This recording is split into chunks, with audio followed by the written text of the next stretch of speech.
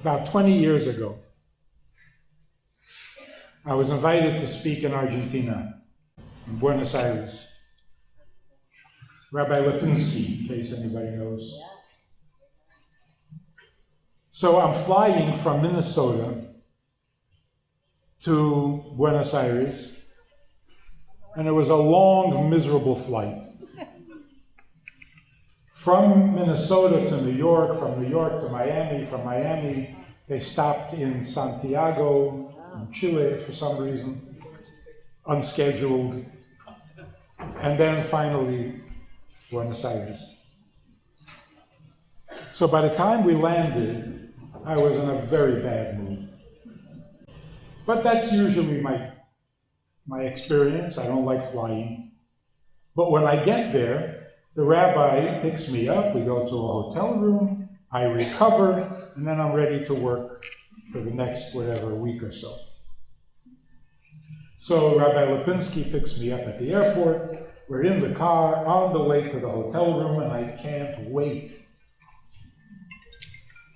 He says to me, you know, there's a woman in the community who had a terrible tragedy, and she is severely depressed.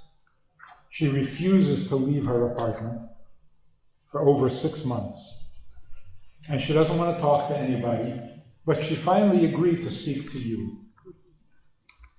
So we'll stop at her apartment on the way to the hotel room, and you'll talk to her.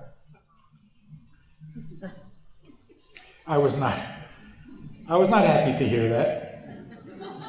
Not exactly what I had in mind. I was really, really upset.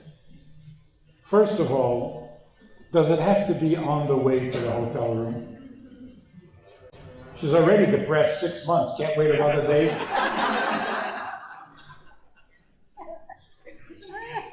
Also, if she's severely depressed, then what do you mean I'll talk to her? You talk to her. What do you say to somebody who's severely depressed? But what bothered me most is that they didn't warn me, they didn't ask me, they didn't tell me. They went ahead and made the appointment without asking. But she's expecting us, so we have to go. We come into the apartment, and this woman was no longer among the living. There was no life in her whatsoever. I mean, just by not leaving the apartment for 6 months, you can look pretty bad. But she really looked like the life was gone. Her face had no color, her voice, her eyes were dull. There was no life. And she tells me the story. She had a boy, 19 years old, in a car accident, and he didn't survive. And then she tells me what a great boy he was. Respectful, thoughtful, helpful. When she finishes describing him, what could I say? I said, that was really an amazing boy. You had him for 19 years. She was not impressed.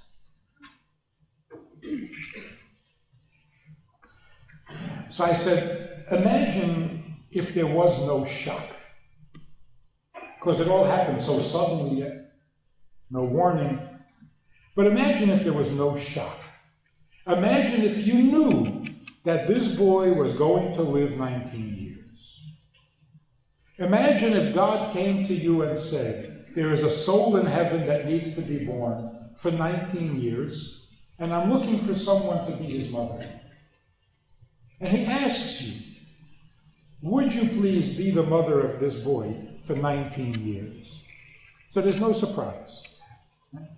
So if God would ask you to be the mother of this boy, what would you have said?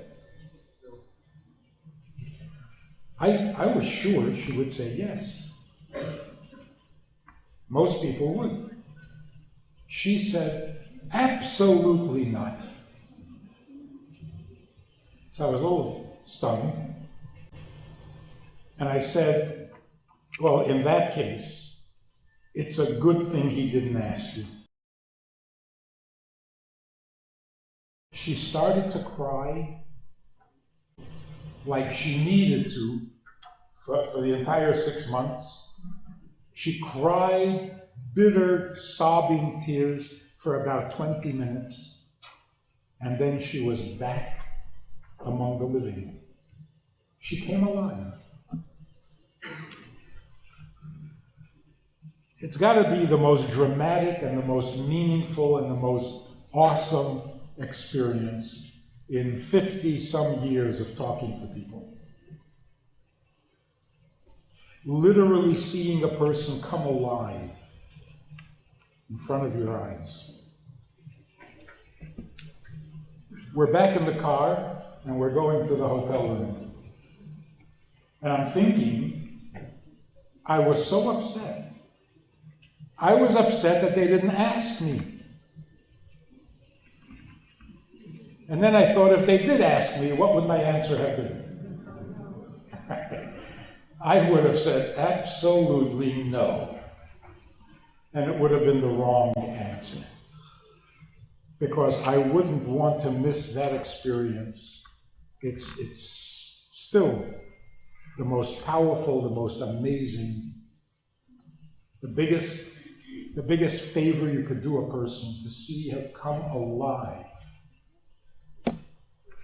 So I resolved that from now on, if I'm asked to do something, even if I'm not in the mood, the answer is absolutely yes. Because you never know when you may be saying no to the best thing in your life. That was 20 years ago. 4 months ago, I was invited to speak in Mexico City. I arrived there, and I'm not in a good mood. I've got a headache. It just wasn't, not a good mood. Guy picks me up. We're in the car. The traffic is horrible. So we're driving through the traffic, and he says, "We're not like Argentina. I'm taking you straight to the hotel room." He had heard the story. So he says, "We're not like in Argentina. I'm taking you straight to the hotel room." I said, "Thank you." He says, "At the hotel, there's a couple waiting for you."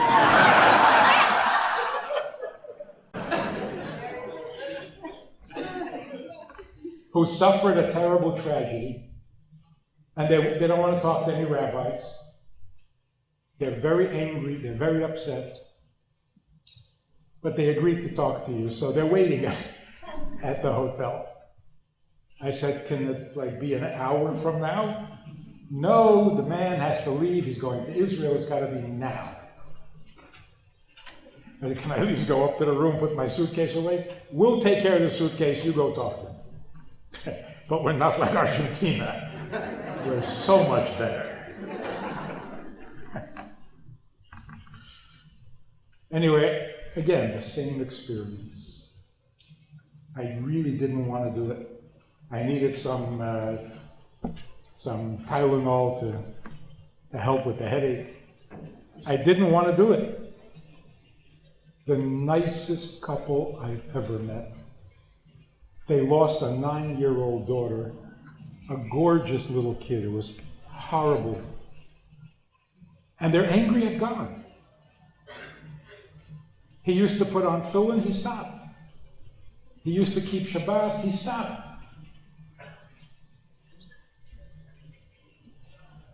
What do you say? He says, "I'm so angry at God." You know why? Because I love God. Why did he do this to me? He says, "He stabbed me in the back."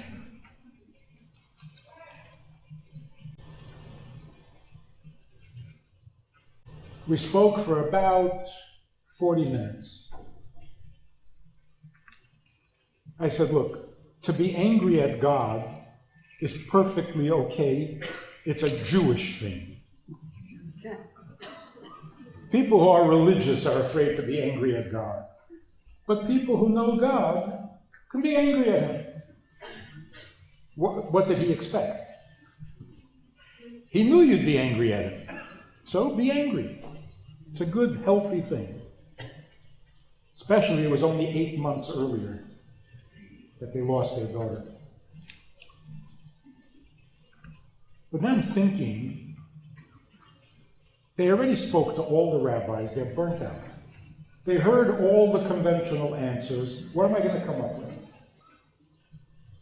So I had to say something different, like to even get their attention. So I asked the father, I said, has your daughter visited you yet? He says, oh, nobody asked me that. Did she visit? Yes, twice. Each time she was smiling, she was laughing, she was telling me that she's okay. I said, she came twice. One time to tell you that she's okay. What was the second time? The second time she was trying to tell you that she doesn't want to be responsible for your anger, or for your not putting on tefillin, or for your not keeping Shabbos. Why are you doing this to her? You're her father. Take care of her. She wants to be happy, but if you're not, how can she be? We spoke about it for a few minutes, and he said, okay, so should I put on the tefillin now, or should I wait till I get home?